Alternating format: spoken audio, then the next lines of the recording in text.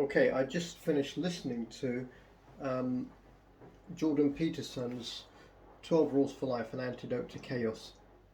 Absolutely incredible. Now, I wasn't a Jordan Peterson fan, or not because I knew him and I didn't like him, but because I didn't really know any of his work.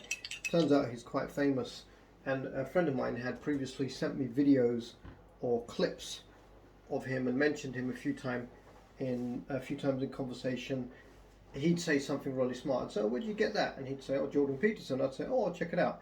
Eventually, I listened to the book, blown away, absolutely blown away. I mean, I didn't pay much heed to him until my friend mentioned him because I trust my friend. I think he's a good source of information. He's a smart guy. If you're listening, Alan, that's you. The other thing was I'd seen a lot of videos pop up on YouTube. YouTube has its algorithm, so there's something I've watched probably, and they thought, oh, he might be interested in Jordan Peterson. But most people on YouTube I don't bother listening to because you don't have to be anybody. You can be anybody and go on YouTube. You don't have to be an expert on something. You can just, influencers, celebrities, that kind of nonsense. But Jordan Peterson is, for more than 30 years, a clinical psychologist. I love psychology. Um, he's a professor of psychology at University of Toronto and has been at Harvard. So yeah, he's actually an expert. Now, some of the reviews I read of this book on Audible were 1 star, lots of 1 star reviews. I thought, what's that about? So I checked it out. Most of them say babbles on about the Bible, an old man using big words, blah blah blah.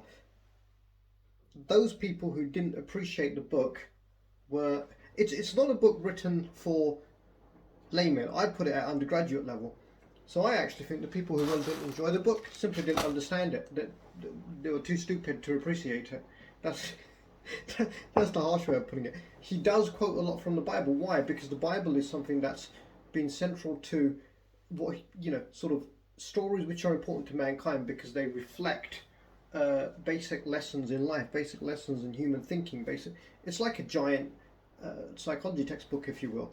But his rules are incredible, and what hit me about the guy is he's so smart. I mean, not smart in a sort of, oh, you're stupid and I'm smart way, but just clearly the guy knows what he's talking about.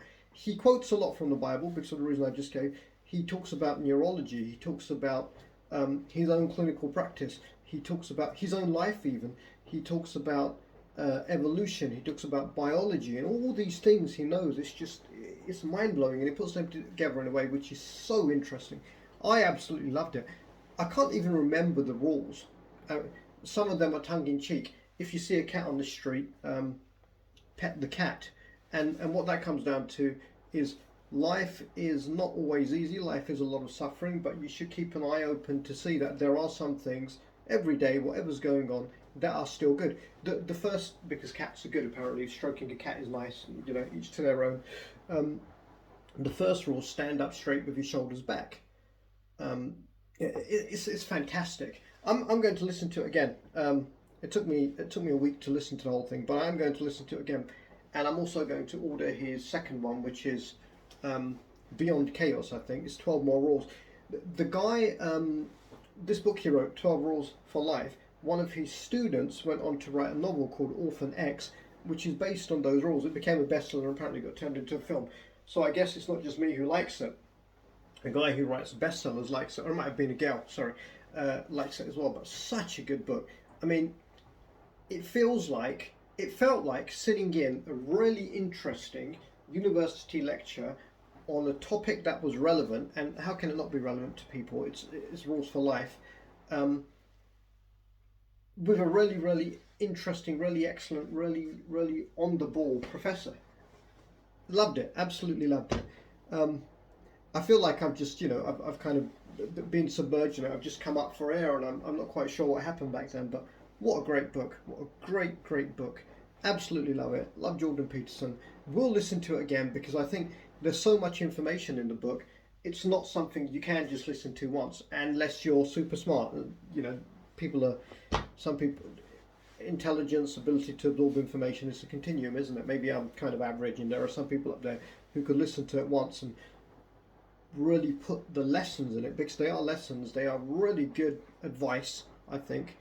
Put that to use. And some of the stories he tells, I mean, are heart-wrenching, but based on what he's seen, a friend of his, what happened to a friend of his, he shares story. So if you just want an emotional trip as well, you can put up with all the highbrow babbling on about the Bible. It's all interesting.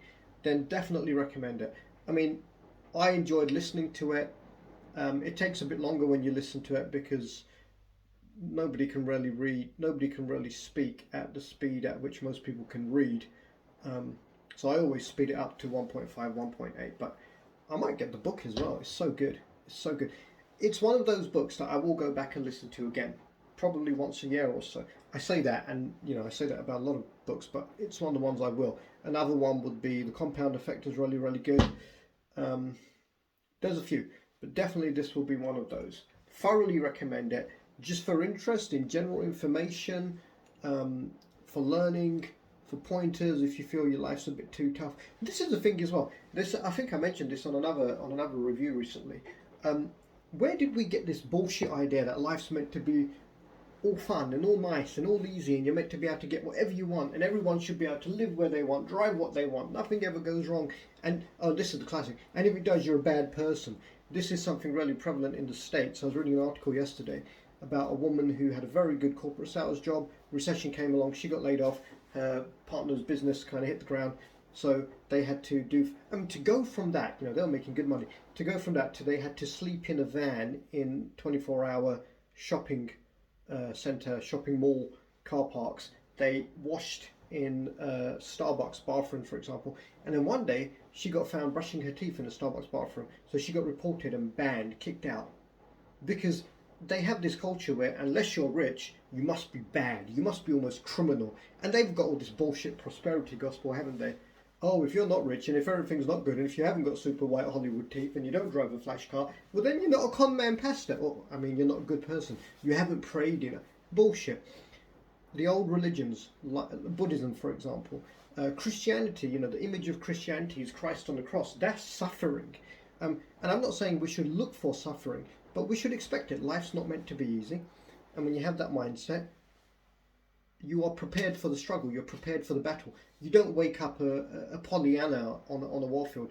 You wake up like a soldier. And I'm not talking about the whole David Goggins, fuck everyone, fuck you, fuck this, fuck, all that bullshit. Just be prepared. It's such a good book. I've kind of gone off on a tangent, so I'm going to come back and say thoroughly recommend Jordan Peterson's 12 Rules for Life, An Antidote to Chaos. I remember the title.